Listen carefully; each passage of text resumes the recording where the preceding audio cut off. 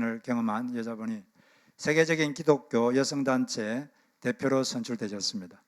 그 소감을 말해달라고 부탁을 받았는데 그분은 전혀 선출되고 싶은 마음이 전혀 없었고 또 그럴 자격도 전혀 없다고 생각했기 때문에 전혀 준비 없이 300여 명에 되는 청중 앞에 섰습니다. 그 청중 앞에 서니까 머리가 하얘지면서 아무 생각이 나지 않았어요. 근데 그때 갑자기 주님께서 말씀 하나를 머릿속에 떠올리게 하셨습니다. 요한복음 15장 16절, 너희가 나를 택한 것이 아니요 내가 너희를 택하여 세웠나니, 이런 말씀이 갑자기 확 떠올랐어요. 아, 하나님이 나를 택하셨구나. 그리고 그 말씀을 그냥 말하고 그냥 내려왔습니다. 큰 박수를 받았어요. 그리고 나서 하나님, 제가 왜 저를 이 일을 맡겼습니까? 이렇게 기도를 했습니다. 하루를 기도하고 이틀을 기도하고 10일을 기도했는데 10일째 주님이 답을 주셨어요. 지금까지는 미국이나 유럽 여성들이 대표를 했다. 그러나 너는 전쟁을 겪어보지 않았느냐? 이 세상에는 그런 큰 고난을 겪고 있는 여성들이 많이 있다. 그런 여성들에게 하나님이 무엇을 해줄 수 있는지 그걸 너가 말해주도록 해라. 그런 답을 주셨습니다. 우리가 끈기 있게 기도하면 이처럼 답을 얻을 줄로 믿습니다. 그래서 이분은 고통받는 여인들을 위해서 많은 일을 봉사를 하셨다고 합니다. 우리가 주님을 택한 게 아니라 누가 우리를 택했습니까? 주님께서 우리를 택한 것입니다. 어떤 일뿐 아니라 우리를 구원으로 부르신 분도 우리가 주님을 택한 게 아니라 주님께서 먼저 우리를 선택해 주셨기 때문에 우리가 그분께서 우리에게 회개하는 마음을 주셨고 또 믿는 마음을 주시고 하나님의 자녀가 되게 하신 것입니다. 우리가 사는 게 녹록하지 않습니다. 사는 게 녹록하지 않고 쉽지 않지만 주님께서 우리 각자를 특별히 선택하셨다, 이걸 생각한다면, 우리는 주님이 특별히 선택한 하나님의 자녀라는 생각을 한다면 감사하며 살 수 있다고 믿습니다. 주님께서 우리를 선택하신 다음에 우리를 복음으로 불러주셨습니다. 그런데 복음이 뭔지를 깨달으려면 제일 먼저 알아야 될 것이 자신이 죄인이라는 걸 깨달아야 돼요. 그리고 하나님은 죄에 대해서 진노하시는 분이시다, 이걸 분명히 알아야 복음을 깨달을 수가 있습니다. 우리 지난주에 로마서 1장에서 하나님께서는 모든 불경건과 불의에 대하여 하나님이 진노하신다고 했습니다. 불경건이라는 것은 하나님에 대해서 잘못된 태도를 취하는 거죠. 하나님과 관계가 틀리면 이제 불경건해지면 이제 불의, 사람과의 관계도 해서 잘못을 저지르게 되는 것입니다. 사람들이 하나님을 나름대로 알게 됐지만 하나님을 하나님으로 대접해 드리지 않고 하나님께 감사도 안 하고 영광을 안 돌리니까 하나님과 문제가 생기니까 인간의 마음에 문제가 생겼어요. 마음에 문제가 생기다 보니까 어리석은 일을 하게 되었습니다. 하나님을 벌레나 짐승, 사람과 같은 급으로 그냥 격화시켜 버렸어요. 그런 걸 만들어 놓고 이게 하나님이라고 저라고 그렇게 됐습니다. 그래서 하나님께서는 그들을 그냥 내버려 두셨어요. 내버려 둔다는 것은 그들이 선택한 대가를 치르도록 내버려 두는 거죠. 그들의 더러움에 내버려 두셨습니다. 그래서 그들은 온갖 욕망에 끌려서 살게 되었는데, 그래야 온갖 성적 부도덕한 삶을 살고 또 각종 죄를 지으면서 살고 있는 것입니다. 그런데 오늘 이제 2장은 어떤 사람에 대한 말이냐면은 나름대로 남들보다 더 옳게 살고 있다, 이렇게 자부하는 사람들, 남들보다 더 나는 선하게 살고 있다, 더 도덕적으로 살고 있다, 이렇게 자부하며 사는 사람들, 종교적인 사람들, 그런 사람들이 짓는 죄가 무엇인가에 대해서 말을 해주고 있습니다. 나름대로 스스로 나는 남보다 더 선하게 살고 있다, 더 옳게 살고 있다, 이렇게 생각하고 자부하는 사람들이 가장 잘 짓는 죄가 무슨 죄일까요? 남을 정죄하는 죄입니다. 전도를 하다 보면 누가 봐도 문제 있는 삶을 사는 사람을 전도하기가 그래도 좀 쉬워요. 왜냐하면 자기가 문제가 있다는 거 아니까 자기한테는 구세주가 필요하다 아는데, 스스로 나는 남들보다 도덕적이다, 나는 남들보다 선하게 살고 있다, 이렇게 자부심을 갖고 사는 사람들은 예수님 믿으라고 전도하기가 너무 힘들어요. 왜냐하면 이 사람들은 자기 의를 믿거든요. 예수를 믿어야 되는데 자기 도덕성을 믿기 때문에 예수를 믿기가 아주 힘듭니다. 아주 이 사람들은 더 힘든 사람들이에요. 이처럼 좀 종교적이고 겉으로 경건한 삶을 사는 사람들, 남의 눈에 확 띄는 그런 죄를 짓지 않는 그런 사람들, 이런 사람들이 정죄하는 죄를 잘 짓는데 대표적인 사람들이 유대인들이었어요. 유대인들은 자기들은 옳다고 생각하고 이방인들 깔보고 무시하고 이들은 구원에서 제어되었다 이렇게 생각하고 살았던 사람들이죠. 우리 지금 이 자리에 예배 드리는 분들도 나름대로 하나님 말씀대로 살려고 애를 쓰고 선하게 살려고 노력하는 분들이에요. 이런 우리가 자주 자칫 잘못하면 빠지기 쉬운 죄가 정죄하는 죄입니다. 남을 정죄하고 남을 비난하는 죄, 이런 죄가 빠지기가 쉬워요. 우리가 어떻게 하면은 이런 정죄하는 삶을 방지할 수 있겠는가? 그걸 한번 알아보겠는데, 먼저 첫째로 그걸 방지하려면 자신도 동일한 죄인이므로 정죄할 자격이 없다는 것을 기억을 해야 됩니다. 따라해보세요. 나는 정죄할 자격이 없다. 1절에 보니까 그러므로 남을 판단하는 사람아, 누구를 막론하고 너가 핑계하지 못할 것은 남을 판단하는 것으로 너가 너를 정죄함이니 판단한 너가 똑같은 일을 행하고 있기 때문이다. 여기서 판단한다는 이 말은 헬라어로 크리노란 말인데, 이것은 재판 자리에 앉아서 옳은지 그른지 결정한다는 것입니다. 무죄인지 유죄인지 결정하는 이런 걸 판단한다 그러는데, 여기서 문맥상으로 볼 때 여기서 판단한다는 말은 다른 사람을 나쁘게 정죄하는 거예요. 나쁘게 판단하는 것을 말해요. 그래서 판단한다는 말을 정죄한다는 말로 바꾸면 뜻이 통합니다. 그런데 하나님께서 여기서 남을 정죄하는 사람도 똑같은 죄를 짓고 있다 이렇게 말을 하고 있어요. 그러면 남을 정죄하는 사람이 같은 죄를 짓는다 그랬는데, 남을 정죄하는 사람이 같은 죄를 짓는 방식이 있습니다. 어떤 방식으로 같은 죄를 지으면서 남을 정죄하는가? 첫째는 이런 사람들은 은밀하게 죄를 짓습니다. 좀 나쁜 사람들은 표관하게 죄를 짓는데, 이런 사람들은 은밀하게 지어요. 남에게 안 들키려고. 절대 안 들켜요. 안 들키는데도 숨어서 똑같은 짓을 합니다. 자기가 다른 사람들 보기에 종교적이기 때문에, 나름대로 선하게 살려고 노력하는 사람이기 때문에 들키지 않으려고 노력을 엄청나게 쓰죠. 그리고 은밀하게 죄를 짓는 경우가 있습니다. 그렇기 때문에 정죄할 자격이 없는 거죠. 두 번째는 마음으로 죄를 짓습니다. 사람들은 직접 행동하지 않으면 나는 죄를 짓지 않았다 이렇게 생각하는데, 예수님의 말씀은 다릅니다. 예수님이 이렇게 말했죠. 너희들은 겉으로 살인하지 않으면 계명을 다 지킨 것으로 생각하지만 실제로 마음속으로 형제를 미워하고 욕을 했다면 그것은 살인한 것이다. 살인과 똑같다 이렇게 말씀하셨어요. 세상 나라에 법이 있습니다. 실정법이 있는데, 이 세상 나라에서는 행동하지 않으면 그걸 죄로 법을 어겼다고 치지 않습니다. 행동을 하든지 말을 하든지 이렇게 하면 죄로 칩니다. 그런데 행동하지 않으면, 마음으로만 생각하면 그 죄로 치지 않아요. 그런데 하나님 나라도 법이 있는데, 이 하나님 나라 법은 더 수준이 훨씬 높습니다. 훨씬 더 까다로워요. 하나님 나라 법은 세상 나라 법과 달라서 마음으로만 지어도 똑같은 죄를 지은 것이다 이렇게 하는 것입니다. 그러므로 우리는 다 범죄한 죄인들이죠. 그래서 우리는 남을 정죄할 자격이 없는 것입니다. 세 번째는 자기도 똑같은 죄를 지으면서 남을 정죄하는, 겉으로 도덕적으로 보이는 사람은 어떤 식으로 죄를 짓느냐. 세 번째는 종류가 다른 죄를 짓습니다. 상대방과 자기가 정죄하는 사람과 동일한 죄는 안 짓는데 종류가 다른 죄를 지어요.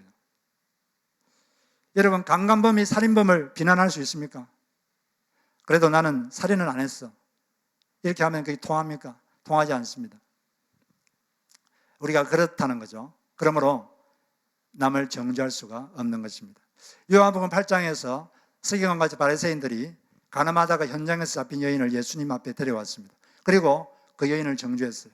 그리고 예수님께 물어봤어요. 이런 여자는 모세율법에 하면 돌로 쳐서 죽이라고 했는데 예수님 당신은 이 여자에 대해서 어떻게 판결하시겠습니까? 그러니까 예수님께서 조금 앉아서 좀 계시다가 한마디 하셨어요. 너희 중에 죄 없는 자가 먼저 돌로 치라. 그런 말을 했는데 그렇게 기세등등하는 자들이 한 명도 돌을 던지지 않고 나이 어린 젊은이부터 노인까지 다 돌을 버리고 다 그냥 떠나버렸어요. 여기서 왜 뭘 말하고 있죠? 죄가 없는 사람이 돌을 치라고 하는데 아무도 못 던졌어요. 그게 무슨 말이죠? 스스로 자기가 죄가 있다는 걸 안다는 거죠. 자기가 죄가 없다고 생각했으면 돌을 던졌을 텐데 왜 못 던졌느냐? 그들은 겉으로 막 다른 사람을 비난하면서 정죄하면서도 나도 똑같은 죄인이다 이걸 알고 있었거든요. 그들은 어떤 죄를 짓고 있었느냐? 우리가 한번 추측해 보면 금방 말한 것처럼 먼저는 이 여인처럼 겉으로 보기에는 실제 행동은 하지 않았지만 숨어서 들키지 않게 죄를 범하고 있었을 경우도 있는 것입니다. 그러니까 돌을 못 던진 거죠. 두 번째는 또 그 여인처럼 직접 행동은 하지 않았지만 마음으로 수백 번 그런 죄를 지은 경우일 수도 있는 것입니다. 그러니까 돌을 못 던졌어요. 그리고 또 왜 죄 없으면 먼저 돌을 치라 그러는데 왜 못 던졌느냐? 왜 양심에 가책이 있어서 다 돌멩이를 버렸느냐? 자기는 그 여인같이 간음하는 죄는 짓지 않았지만 다른 종류의 죄를 짓고 있다는 것을 알고 있거든요. 그렇지만 그렇기 때문에 나도 똑같은 종류는 다르지만 똑같은 죄를 짓는데 내가 무슨 저 여인의 돌을 던질 자격이 있는가? 이렇게 생각하고 돌멩이를 던지지를 못했던 것입니다.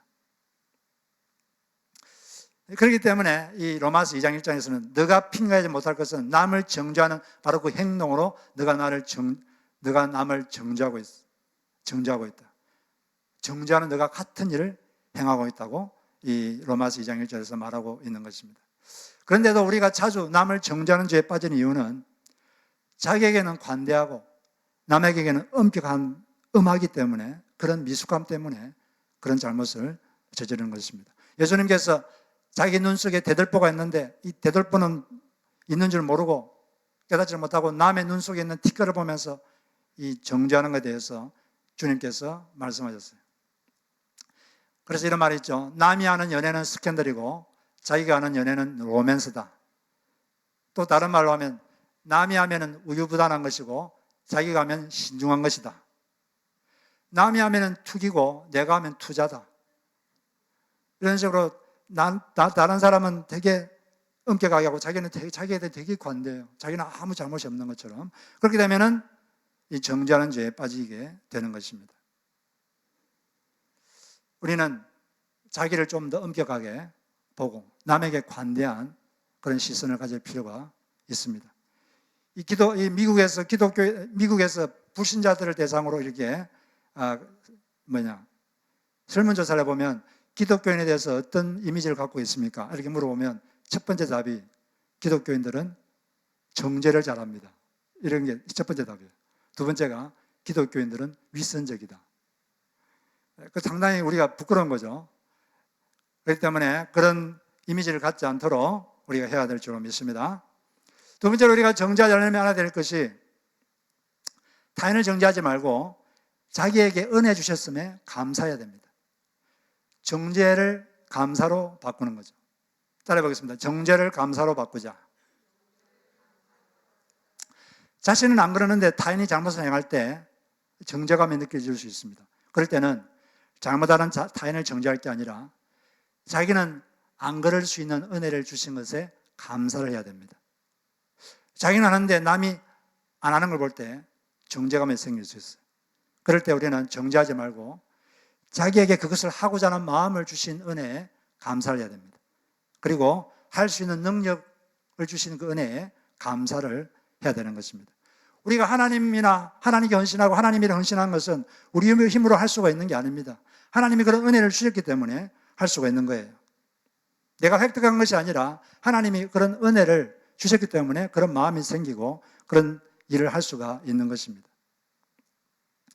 프란시스코 유명한 분이 계신데 프란시스코 수도사에게 그 제자가 물었어요. 스승님께서는 스승님을 어떤 사람으로 생각하십니까? 이렇게 물으니까 프란시스코가 이렇게 말했습니다. 나는 내가 세상에서 가장 악한 사람이라고 생각한다. 그러니까 제자가 이렇게 말했어요. 선생님, 그것은 거짓말입니다. 모든 사람들이 선생님을 성인이라고 부릅니다. 그리고 세상에 분명 악한 자들이 많이 있는데 어떻게 세상에서 선생님이 가장 악하다고 말할 수 있습니까? 그때 이 프란시스코가 이렇게 말했습니다. 그건 자네가 몰라서 하는 말일세. 내가 받은 은혜를 만약 다른 사람이 받았다면 누구든지 나보다 더 좋은 사람이 되었을 것이라네. 이렇게 말을 했다고 합니다. 이렇게 말을 했는데 여러분, 이 말이 사실입니까? 아니면 그냥 겸손 차원에서 한 말일까요? 이게 사실일까요? 아니면 그냥 겸손 차원에서 한 말일까요? 이게 사실입니다. 우리는 그런 감정도 가끔 들어요. 아주 악한 범죄자였는데 갑자기 그에게 성령께서 임하셔서 그가 자기가 죄인임을 깨닫고 내가 잘못 살고 있었구나. 영적 세가 있구나. 하나님이 살아계시구나. 이걸 갑자기 깨닫고 자기 삶을 돌이키고 내가 이렇게 살아서는 안 되겠다. 그러고 완전히 변화돼서 다른 삶을 사는 사람들이 상당히 많습니다. 이 프란시스코도 우리가 대단한 사람으로 생각하지만 이 사람 변화되기 전에는 이 부잣집 아들이거든요. 상당히 방탕하게 살았어요. 근데 어느 날 하나님이 그에게 그냥 은혜를 임하셔가지고 은혜를 주시니까 내가 잘못 살았구나. 내가 죄인이구나. 예수님이 나의 구세주구나. 영적 세가 있구나. 영원한 천국이 있구나. 내가 이렇게 살아서는 안 되겠구나. 내가 이렇게 살지 말자. 내가 남을 봉사하며 살자. 이래가지고 이 사람이 이렇게 된 거예요. 하나님이 일방적으로 그 사람에게 임하가지고 은혜를 안 주셨다면 이 프란시스코는 그런 삶을 살 수 없습니다. 그냥 그 전에 살던 건 그냥 방탕한 부잣집 아들로 그냥 살 수밖에 없는 거예요. 물론 사람이 하나님께 어떻게 반응하느냐도 중요하지만 키를 가진 것은 바로 하나님의 은혜가 주어지는 것인 것입니다. 바울은 예수를 위해서 인생을 바쳤어요. 완전 자기 삶을 바쳤습니다. 그리고 아주 많은 일을 했어요. 그의 기독교는 그냥 이분을 통해서 이루어졌다고 해도 거의 과언이 아닙니다. 그러면 바울이 잘나서 그런 겁니까? 바울은 예수님을 믿을 의향이 전혀 없었던 사람입니다. 오히려 예수는 유대교의 이단자다 이렇게 믿고 있었어요. 그리고 이 이단자들을 다 죽여야 된다 이렇게 믿고 예수님을 믿게 해달라는 기도를 해본 적도 없고 그런 의향이 전혀 없었어요. 그런데 하나님께서 일방적으로 바울을 그냥 선택했습니다. 그래서 예수 믿는 사람 잡으러 다메섹으로 가고 있는데 길가에서 갑자기 나타나셔가지고 성령을 부어주셔가지고 예수님이 하나님이시구나. 이분이 나의 죄 때문에 나에 대해서 죄를 대신해서 벌을 받으셨구나. 이분을 내가 주님으로 모시고 살아야 되는 것이구나. 이분을 전해야 되는 것이구나. 그걸 깨달았습니다. 영적 세계가 존재하구나. 하나님이 살아계시는구나. 내가 이래서는 안 되지. 그리고 성령께서 그에게 엄청난 능력을 부어주셔서 사역할 수 있는 능력을. 그래서 그분이 그런 일을 한 겁니다.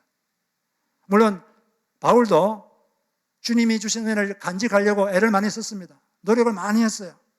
고린도전서 9장에 보면 27절에 내가 내 몸을 쳐 복종하게 하면 내가 남에게 전파한 후에 자신이 도리어 버림을 당할까 두려워함이로다. 이 바울은 자기 몸을 쳐서 복종을 시켰어요.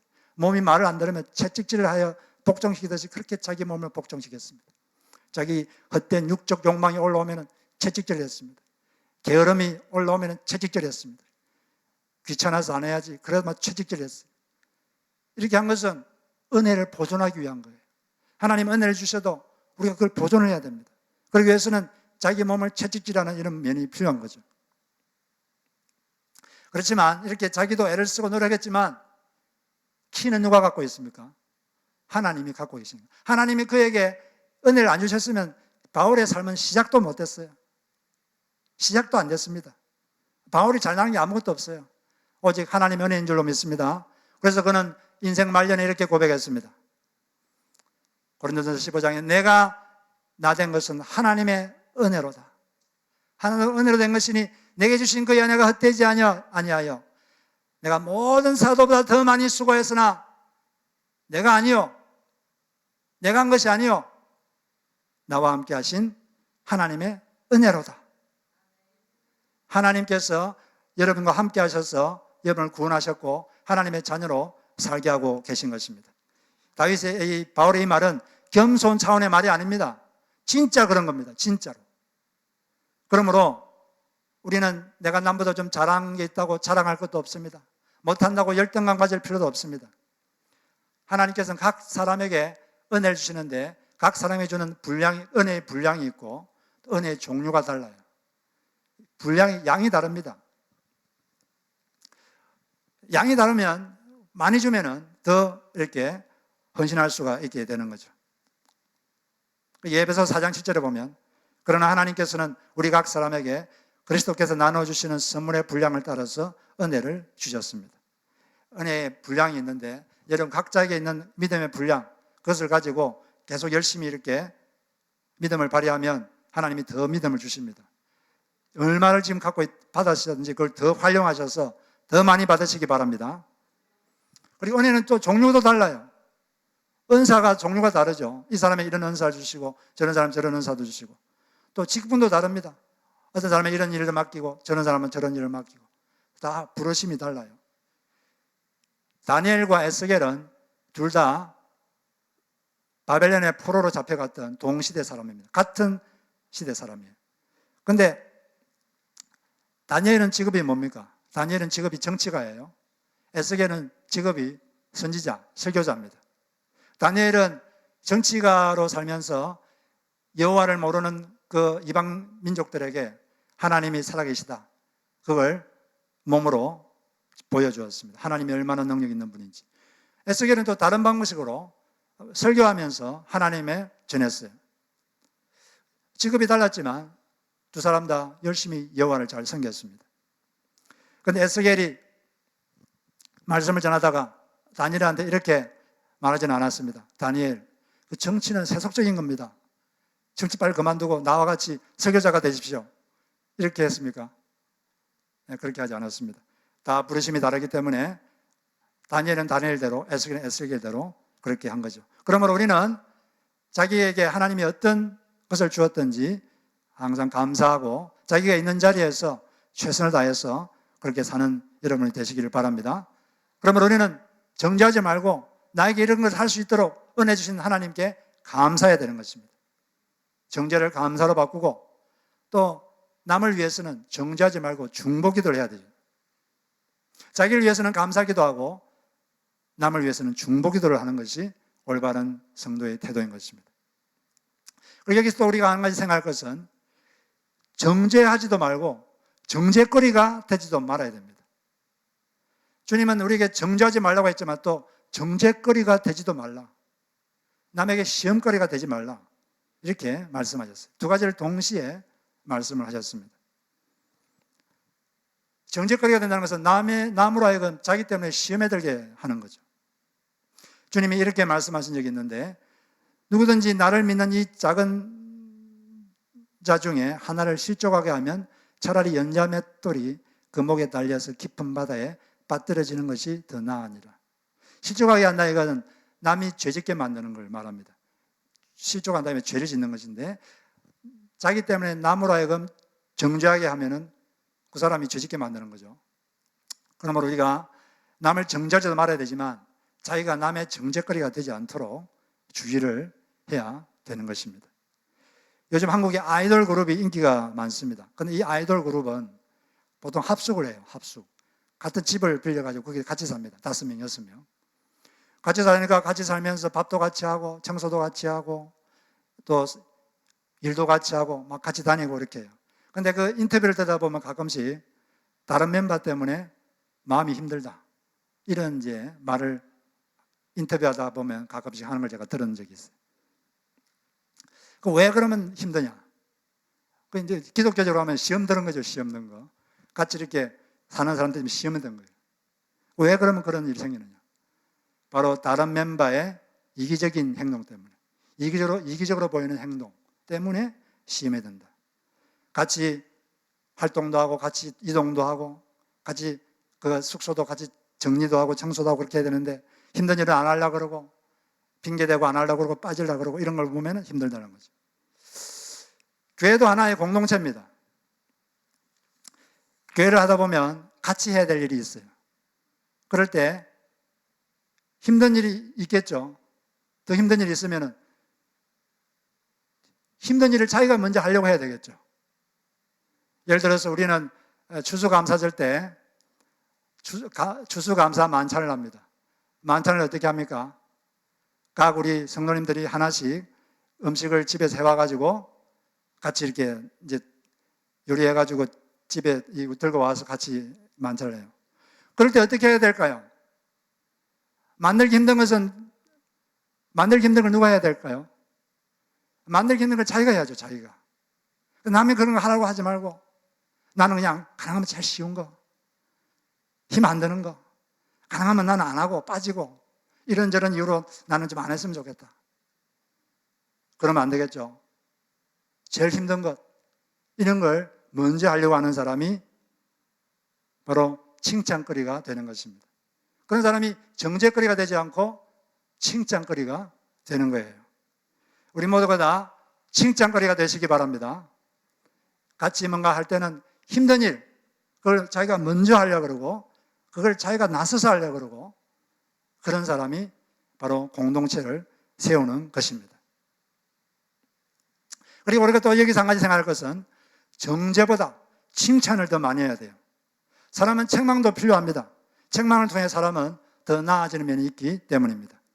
그러나 책망만 해서는 목적을 달성할 수가 없어요. 왜냐하면 사람은 책망하는 사람 옆에는 오지 않으려는 경향이 있기 때문입니다. 자기를 책망하면 가능하면 그 사람 옆에 안 가려고 그래요. 떨어지고 싶고 안 가고 싶고.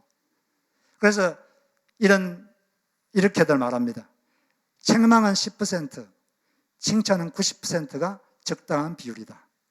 칭찬을 90%하고 책망은 10% 정도 하는 것이 좀 적당한 비율이다. 이렇게 말을 합니다.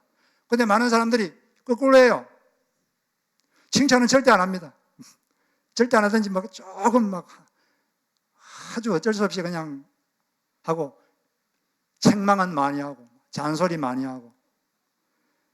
자녀를 그렇게 키우면 자녀들이 부모님과 관계가 안 좋아요. 특히 자녀들 대할 때 칭찬을 더 많이 하시기 바랍니다. 그리고 이제 가끔씩 정말 중요한 것은 진지한 대화를 통해서 이렇게 그냥 잔소리 하지 말고 진지하게 대화하면서 그렇게 말하는 거예요. 그러면 그 아이가 아주 올바르게, 또 자기 기도 안 죽고 올바르게 잘 성장할 수가 있게 되는 것입니다. 사람은 외부에서 오는 격려가 필요해요. 사람은 모든 것을 스스로 충당할 수 있는 존재가 아닙니다. 사람은 음식, 햇빛 이런 걸 밖에서 받아야 돼요.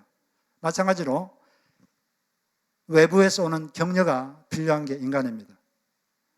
외부에서는 격려가 있어야 돼요. 그 격려가 없으면 힘들어요. 칭찬이 아주 좋은 격려가 되는 것입니다. 그런 칭찬을 통해서 격려가 필요한 사람들에게 격려를 많이 해주시기 바랍니다. 정죄보다 칭찬을 더 많이 하시기를 바라요. 그래서 우리는 정죄하지 말고 감사하는 사람이 되어야 되는 것입니다. 두 번째로 우리가 여기서 또 이 말씀에서 배울 수 있는 건 풍성한 인자하심으로 심판을 내주시고 기회 주실 때 속히 마음을 바꾸어 먹으라는 거죠.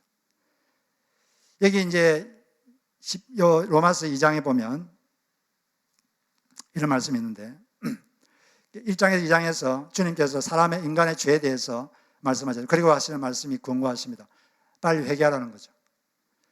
근데 많은 사람들이 주님께서 회개하라 그러는데, 회개한다는 게 다른 말로 마음을 바꾸어 먹는 거죠.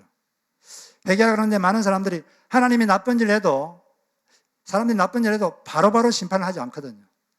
하나님이 오래 참으시거든요. 참아주시고 그냥 봐주시고 이렇기 때문에 하나님을 업신여긴다는 것입니다. 하나님을 멸시를 해요. 하나님은 내 인생에 아무것도 안 한다. 뭘 잘못하면 바로 벌을 주면 겁이 날 텐데. 근데 하나님은 성품이 오래 참으시고, 오늘 이 말씀 보니까 세 가지 성품이 나와 있는데 인자가 풍성하시고, 또 뭐라 그랬어요? 여기 4절에 보니까 너가 하나님의 인자하심이 너를 인도하여 회개하게 하심을 알지 못하여 그의 인자하심과 용납하심과 길이 참으심이 풍성함을 멸시하느냐. 멸시한다 그랬어요. 바로 벌을 안 주니까 하나님을 멸시합니다. 하나님은 나의 삶에 아무것도 안 해. 벌도 안 주고 상도 안 줘. 이런 식으로 오해한다는 거죠. 하나님을 무능하거나 무관심한, 인간의 삶에 개입하지 않는 그런 하나님으로 하나님을 멸시하고 업신여긴다는 것입니다. 근데 그것은 하나님이 무능한 게 아니라 하나님께서 사람들에게 회개할 기회를 주기 위해서 그냥 심판을 늦추고 있는 거예요. 기회인데 그걸 멸시하는 거죠. 우리는 이럴 때 하나님께서 우리에게 기회를 주기 위해서, 회개할 기회를 주기 위해서 이게 늦출 때 속히 깨닫고 마음을 바꾸어 먹어야 되는 것입니다.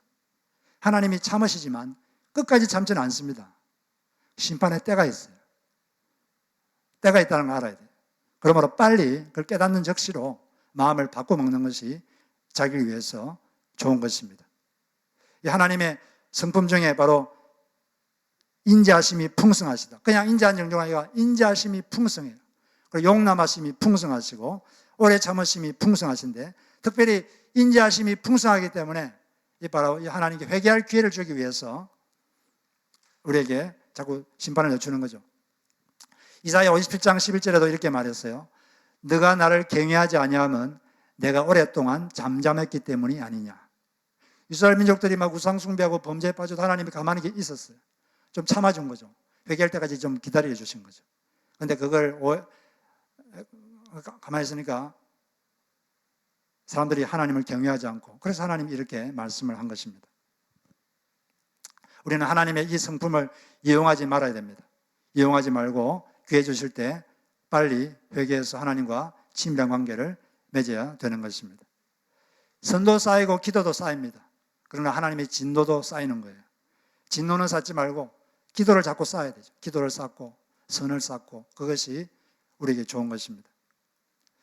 마지막으로 우리가 이 하나님의 인자하심 때문에, 인자하심 풍성함 때문에 우리 하나님께서 이 심판을 내주시고 우리를 회개할 기회를 주시는데, 동시에 이 풍성한 인자하심 때문에 우리 한 가지 확신할 수 있는 것은 우리 삶에 어떤 고난이 오더라도 감당할 능력을 주실 것이다.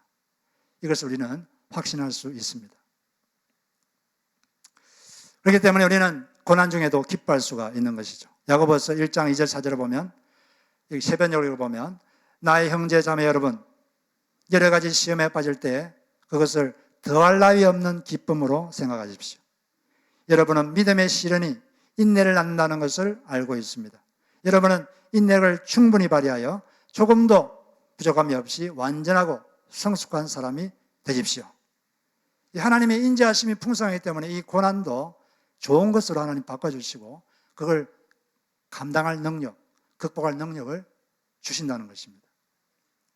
제가 어제 어떤 베트남 목사님 간증을 들었는데, 이 목사님이 한국에 온 베트남 유학생들을 상대로 전도하고 선교하는 부르심을 받아서 한국에 왔습니다.